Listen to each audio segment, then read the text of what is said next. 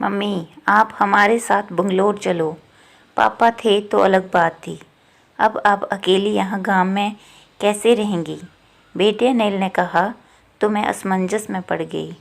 Heart attack से हुई उनकी अचानक मौत से मैं अपने आप को लाख कोशिश के बाद भी संभाल नहीं पा रही थी। 12-13 दिन हो चुके थे, मेहमान चले गए थे। बेटा अनिल और बहू अनीता दोनों इंजीनियर हैं। मेरी सहेली ने मुझसे कहा कि बहू बेटे के पास रहने नहीं जाना, क्योंकि कमाने वाली बहू को बुजुर्ग सास बिल्कुल भी अच्छी नहीं लगेगी। उसकी आज़ादी में तुम्हारे जाने से खलल पड़ेगी। वो तुम्हें ताने मार मार कर तुम्हारा जीना हराम कर देगी। वैसे भी भाई साहब ने जीते जी ही पूरी संपत्ति बेटे के नाम कर दी थी। ऐसे में तो पूरी संभावना है कि बेटा बहू यहाँ का मकान बेचकर माल तो सब ले लेंगे और तुम्हें पाई पाई के लिए तरसा देंगे। लेकिन बेटे बहू के साथ जाना मेरी मजबूरी भी थी। 60 की उम्र में अपने घुटनों के दर्द के कारण मैं अपनी किराना दुकान चलाने में असमर्थ थी। 12 दिन के कार्यक्रम का पूरा खर्चा मेरे बेटे ने किया, लेकिन छोटे मोटे खर्च के लिए मैं बेटे के आगे हाथ फैलाना मुझे ठीक नहीं लगा। और जो थोड़े बहुत पैसे हमने जमा करके रखे थे वह भी सारे के सारे खर्च हो गए। अब हालत ये थी कि मेरे पास 100 रुपये भी नहीं थे। असमंजस में मैंने अनिल को कोई जवाब नहीं दे पाई। इतने में अनीता ने कहा, मम्मी जी बताइए कौन कौन सी साड़ियाँ रखनी हैं, मैं आपकी सूटकेस पैक कर देती हूँ। अनीता के ऐसा कहने पर मैं कुछ बोल नहीं पाई और चुपचाप इन लोगों के साथ बंगलोर आ गई। अनिल और अनीता दोनों ही मेरा पूरा पूरा ख्याल रखते थे। सभी साथ में खाना खाते। अनीता मेरी पसंद के हिसाब से खाना बना देती। दोनों की यही कोशिश रहती कि मुझे इनकी याद ना सताए, मैं खुश रहूं। 8 साल का पोता चिंटू तो दादी माँ कहकर मेरे आगे पीछे घूमते रहता। मैं कोई भी चीज़ के लिए बोलती तो वो चीज़ मुझे बराबर ला कर देते। ये सब देखकर मेरे मन को बहुत शांति मिल रही थी। मैं सोचने लगी कि लोग बेवजह ही आजकल के बच्चों को बदनाम करते हैं। लोग बुजुर्ग माँ बाप की कदर नहीं करते, खासकर यदि बहू कमाने वाली हो तो वो सास को नौकरानी ही समझने लगती है।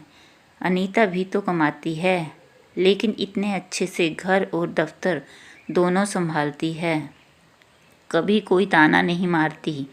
वो तो मुझे ही लगता है कि वो ऑफिस और घर दोनों जगह काम कर थक जाती होगी, इसलिए मैं थोड़ा बहुत काम कर लेती हूँ। लेकिन बेटा बहू दोनों ने कभी भी मुझे किसी काम के लिए नहीं कहा। 1 महीना कैसे बीत गया पता ही नहीं चला। आज सबने बाहर घूमने का कार्यक्रम बनाया। मॉल में घूमते घूमते अनिल और अनीता एक दुकान से खरीदी करने लगे। मैं और चिंटू थोड़ा आगे निकल गए। आइसक्रीम की दुकान पर चिंटू ने कहा, दादी माँ मुझे आइसक्रीम खानी है। मेरे ऊपर तो मानो बिजली ही गिर गई, क्योंकि मेरे पास तो पैसे थे ही नहीं। इतने दिनों में पैसों की कोई ज़रूरत महसूस नहीं हुई। अब क्या करूं? मेरा उतरा हुआ चेहरा देखकर चिंटू ने फिर कहा, दादी माँ प्लीज़ ले दीजिए ना। मैंने कहा, सॉरी बेटा, मैं अपना पर्स घर में भूल आई हूँ। मेरा ऐसे कहने पर चिंटू ने मेरी तरफ कुछ अजीब नज़रों से देखा। उसे लगा कि आइसक्रीम ना दिलाना पड़े, इसलिए मैं बहाना मार रही हूँ। लेकिन मैं कर भी क्या सकती थी? मुझे अपनी बेबसी पर रोने आना लगा। मैं कैसी दादी हूँ कि अपने पोते को आइसक्रीम भी नहीं दिला सकती। घर आने पर थोड़ी देर सभी ने टीवी देखी। अनिल सोने चला गया और अनीता चिंटू के कमरे में गई ताकि मच्छर की टिकिया लगाकर उसे ब्लैंकेट आदि देकर सुला दे। मैं भी अपने कमरे में सोने जाने लगी। इतने में मुझे चिंटू की आवाज़ सुनाई दी, मम्मी दादी तो बहुत कंजूस है, तू ऐसे कैसे बोल रहा है? हाँ मम्मी, आज मॉल में घूमते वक्त मैंने दादी माँ को आइसक्रीम दिलाने को कहा तो उन्होंने कहा कि वे अपना पर्स घर पर भूल आई है।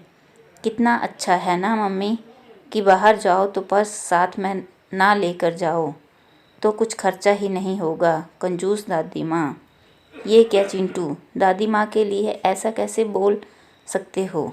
तुम्हें ज़रा भी विचार नहीं आया?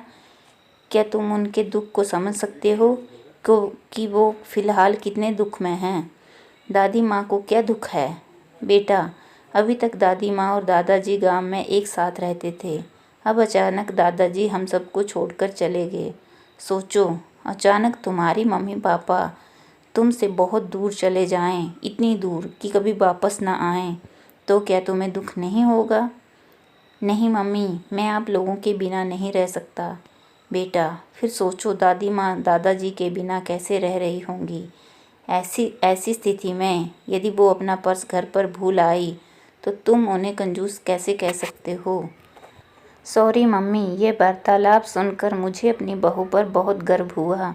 उसकी जगह यदि मैं होती तो शायद मैं भी अपने बेटे को इतने अच्छे से नहीं समझा पाती।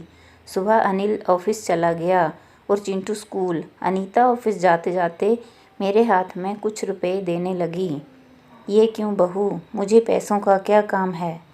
मम्मी जी, यदि ये पैसे अनिल आपको देते तो क्या आप मना करती? नहीं ना, आपकी बहू भी कमाती है, तो फिर आप अपनी बहू से पैसे क्यों नहीं ले सकती? अनीता की बातें सुनकर खुशी के मारे मेरी आंखों में पानी आ गया। जो बात मेरा बेटा भी नहीं समझ सका, वो बात मेरी बहू ने समझ ली थी। मैं ईश्वर से प्रार्थना करने लगी कि मेरे जैसी बहू सबको दे। आज अनीता ने कमाने वाली बहू के बारे में मेरी आंखों पर पड़ा पर्दा हटा दिया। धन्यवाद।